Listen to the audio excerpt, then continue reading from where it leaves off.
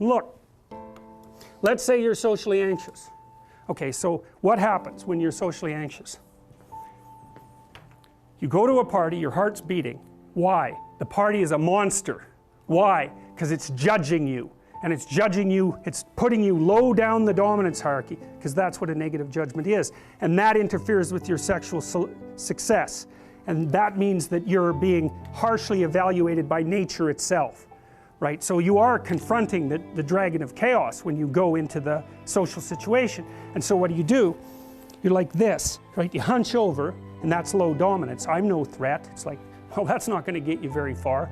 You know, but that's a logical thing to do in the face of a tyrant. So I'm no threat. You know, you look at the king and you're dead. I'm no threat. I'm hunched over.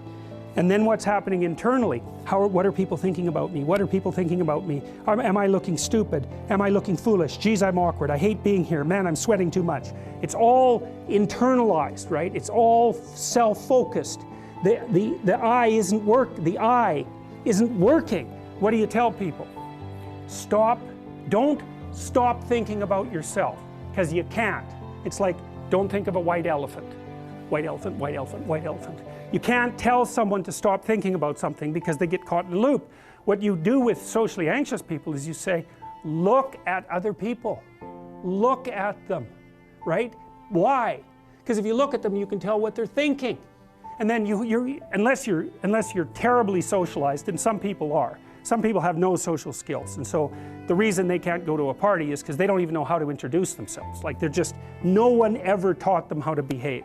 And so they're really good candidates for behavior therapy, because you walk them through the process of how you actually manifest the procedures that are associated with social acceptability. But most people aren't like that. They have the ability. So if they're really introverted and high in neuroticism, they can usually talk quite well to someone one-on-one. Why? Because they look at them. Well, if I look at you, it's another thing to do if you're ever speaking to a group of people. Never speak to the group of people. That doesn't exist. You talk to individuals, and then they reflect for you the entire group, because they're all entrained. So you look at one person, they broadcast to you what everyone's thinking, and you know how to talk to one person. So it's easy. So as soon as you focus on the person, not you, you push your attention outward, use your eye, you push your attention outward, and you start watching. Well, then all your automatic mechanisms kick in, and you stop being awkward. Because if we're talking, and I'm looking here, I don't know what you're going to do next, and I'm going to put disjunctions into they're like bad chords in the melody of our conversation. And the reason is I'm not paying attention. So that's why the eye is the thing at the top of the pyramid. It's like the thing that enables you to win the set of all possible dominance hierarchies is the eye. Pay attention. Pay attention. That's the critical issue. That's why the Egyptians worshipped Horus.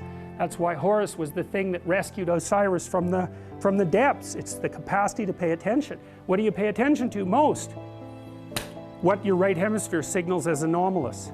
It attracts your attention. It's like, this isn't going quite right. I'm not looking at that. Wrong. That's what you look at. That's what you look at. What's not going right, because that's the terrible monster that might eat you, but it's also the place you get all the information. So that's why it's useful to have discussions with your enemies, because they will tell you things you do not know. And that's such a great thing, because if you don't know them, well, you're not very smart, are you? You know, there may be a time when you go somewhere that's the thing you need to know. And maybe your enemy will tell you why you're such a fool, you know, and a bunch of other things that aren't true too. But even one thing that's accurate, it's like, yeah, thanks very much, man, maybe I'll do some work on that, and I won't have to carry that forward. So, and then that's part of the reason, again, why the terrible predator, it's always the terrible predator that has the gold. It's like, it's the person who delivers the message you do not want to hear. So it's rough, but it doesn't matter. Life is rough.